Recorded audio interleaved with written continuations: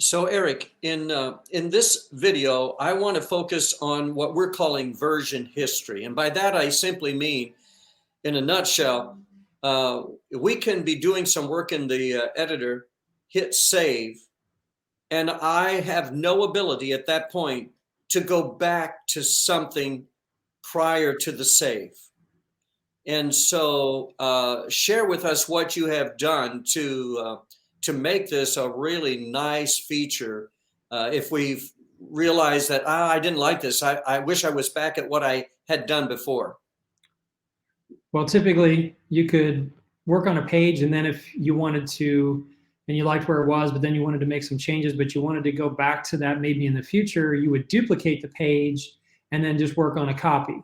So Ah, instead of doing that, which, that's fine if you want to have a nice template page, and then you can make a duplicate page and then work on something from that point on, so you don't have to redo a lot of original work. That's great. But let's say you made some changes, you want to go back to different versions. Now you have the ability to do that. So whether it's a mistake, whether something went wrong, whether you don't, you know, whether you just don't like what you're doing now and you want to go back to what you had before, now you have the ability to do that. So on this page, I have some text here. It says I have changed this text, right? This is the current version. On the tab up here, I'm going to go to version history, and it shows you that there are some tabs up here, right?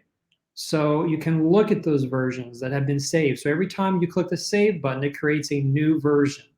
So if we look at the active version, right here in parentheses, it says active version. We'll look and confirm what this looks like. And this is the one we just saw. Here we can look at the one before that, and it says, this is the original version. So it's different. So let's say I wanted to change it back to that. I can just come over here and click the restore button.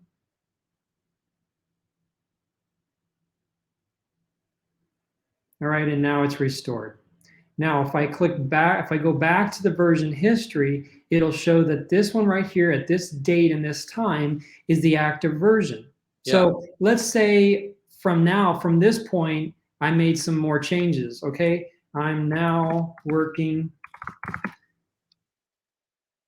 on the original view. We'll just call it that. I'll enlarge the texture real quick. Okay, and I'm going to save that. So now I go back to version history. You'll see that we have another one, and the most recent one is the active one, and it's been saved. However, the one that we had in between, like this one was the original. Now the third one down would be the original.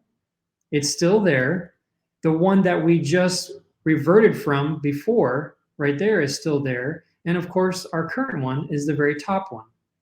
So if that makes sense, basically it's that every time you make a save, you will have a saved point that you can revert to, and it'll save your last 20 times that you can, and you can revert to your last 20 times at any point in time.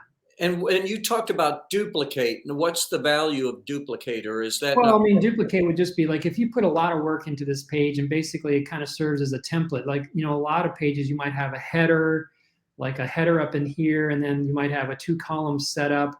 And so instead of just doing all of that, building all of that from scratch every page, you would just duplicate that page and then just swap out some of those elements. I got you.